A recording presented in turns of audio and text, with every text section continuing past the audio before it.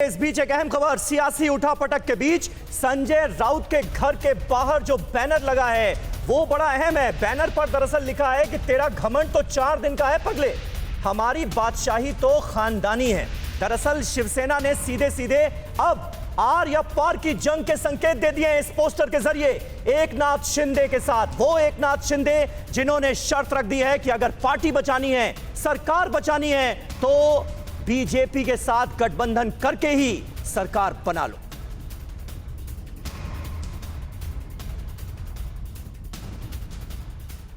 और इस वक्त की एक और बड़ी खबर, शिवसेना के मुखपत्र में बागियों पर तीखा हमला बोला गया है। शिंदे और उनके साथियों को बेईमान बताया गया है। सामना में बीजेपी को ईस्ट इंडिया कंपनी करार दिया गया। साथ ही बीजेपी पर शिवसेना के विधायकों की पिटाई के भी आरोप लगे हैं।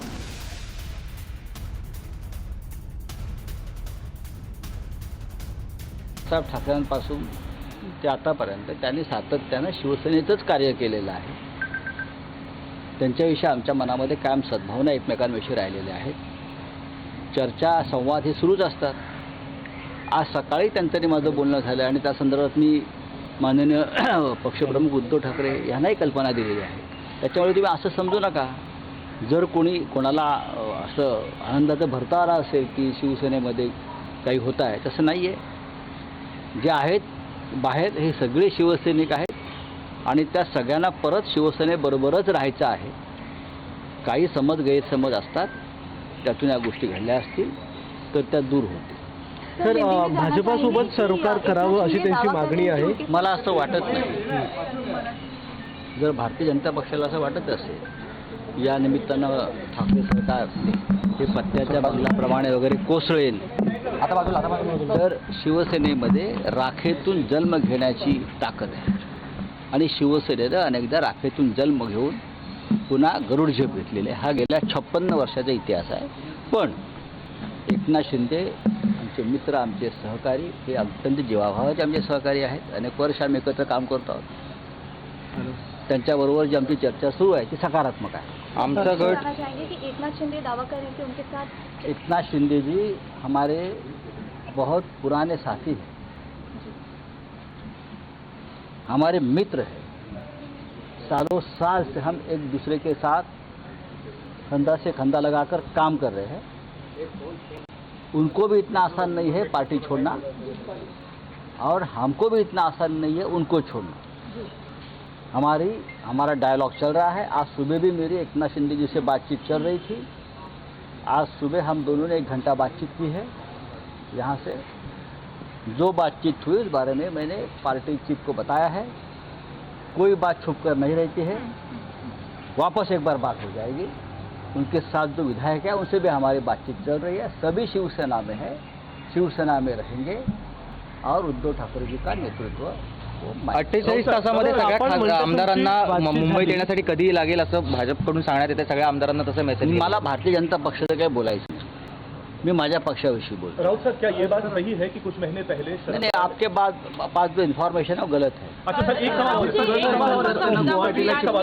ये कहा जा रहा है कि थाने म्युनिसिपल कॉर्पोरेशन के चुनाव के लिए एकनाथ शिंदे जी ने कहा था कि उनकी अध्यक्षता में चुनाव लड़े जाएं, लेकिन आपका ये मत था एमवीए ने एक साथ लड़ना चाहिए और आपने उन्हें राजनीतिक ये गलत जानकारी है। हमेशा थाने म्युनिसिपल कॉर्पोरेशन हो, कल्याण डोंबिवली म्युनिसिपल कॉर्पोरेशन हो, वो एकनाथ शिंदे जी जो कहेंगे उस हिसाब से चुनाव लड़ा जाता है, क्योंकि वहाँ के नेता है, पार्टी ने उनको वहाँ नियुक्त किया है। आपके और उनके बीच में मनमुटाव, आपके और शिंदे जी के बीच में कुछ मनमुटाव कहा? आपल्यावर काही नाराजी आहे वगैरे? कोणावर? आपल्यावर मग आता चर्चा झाली त्यांच्याशी। एकनाथ शिंदे माझे जीवाभावाचे मित्र आहेत, सहकारी आहेत। आमच्यामध्ये कधीही पक्षात कोणाबरोबरच त्यांची नाराजी नाही आहे, ना उद्धव ठाकरेंवर ना आमच्यावर। आज आम्ही सकाळपासून चर्चा करतो आहोत, बोलतो आहोत आणि अत्यंत चांगला पद्धतीने आम्ही एकमेकांशी बोलतो आहोत। तर नेमकी काय आपलं बोलणं झालं किंवा त्यांच्या काय मागण्या आहेत असं काही त्यांनी काय सांगितलं का आपल्याला? त्यांच्या काही मागण्या नाही आहेत। नेमका रोष कोणावर आहे? त्यांच्या अजिबात मागण्या नाही आहेत। त्यांनी कोणताही अटी शर्ती या क्षणी ठेवलेल्या नाही आहेत।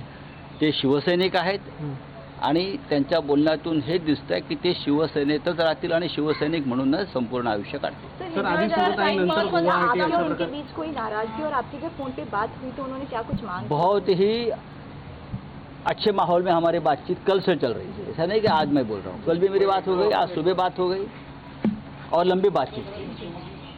ना हमारे मन में कोई ऐसी खटास है ना उनके मन में कोई खटास।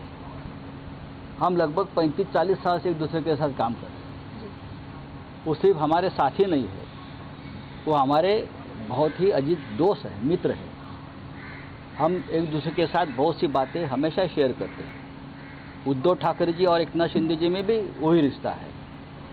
तो जो बातें सामने आ रही है या पब्लिश हो रही है उसमें तथ्य नहीं है, कोई ज़्यादा ही बढ़ा चढ़ाकर बातें सामने आ रही है। ठीक है, कुछ बातें जरूर हो सकती है, उसमें से कोई ना कोई हल निकल जाएगा। संजय राऊतजी, राजकीय वर्तुळामध्ये एक चर्चा आहे की कुठेतरी शिवसेनेला महाविकास आघाडीतनं बाहेर पडायचं होतं आणि त्या बंडासाठी म्हणून एकनाथ शिंदेंनी हे पाऊल उचललं आणि त्यांच्या मार्फत हा प्रयत्न केला. शिवसेना असे पाठीमागून कारवाया किंवा वार करत नाही. शिवसेना जे असेल ती समोरून एखादी गोष्ट करते.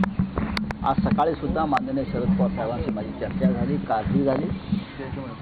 आज दिवसभरामध्ये माननीय शरद पवार आणि उद्धव ठाकरे सुद्धा भेटतील आणि काँग्रेस आणि राष्ट्रवादी काँग्रेस पूर्णपणे उद्धव ठाकरे यांच्या पाठीशी उभी आहे. आम्ही संघर्ष कांग्रेस और राष्ट्रवादी कांग्रेस संघर्ष करणारा पक्ष उद्धव ठाकरे जी के साथ है. संघर्ष करते रहे. आज शीर्ष नेता शरद पवार जी और उद्धव ठाकरे जी बातचीत सत्ता करेंगे. जाएगी और क्या होता है?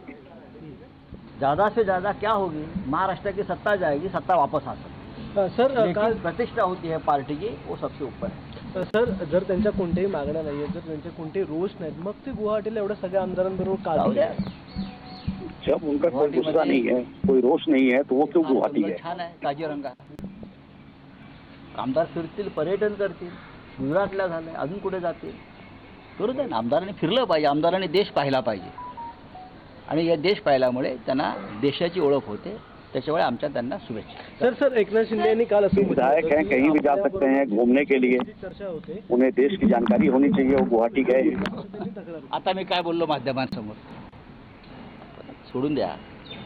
प्रत्येकजण आपापल्या पद्धतीनं काम करत असतो. ते थोडे लांब आहेत आमच्यापासून, ते जवळ येतील तेव्हा आम्ही नक्की चर्चा करू. कधीपर्यंत जवळ येतील सर? वो हमसे अभी दूर हैं, लेकिन जल्द ही नजदीक आएंगे और हम बैठ के बातचीत करेंगे.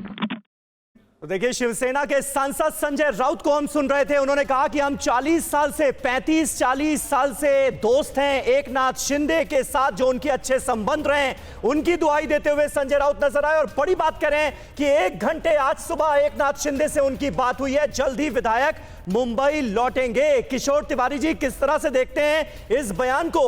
एकनाथ शिंदे तो नाराज नजर आ रहे हैं, शर्त रखते हुए नजर आ रहे हैं, लेकिन संजय राउत के बयान से ऐसा लग रहा है कि उद्धव ठाकरे के मन में अभी भी गुंजाइश बाकी है एकनाथ शिंदे को लेकर. रास्ते खुले हैं? नहीं, जितने करीब उद्धव ठाकरे के एकनाथ शिंदे, मेरे ख्याल से वो सेकंड ही है.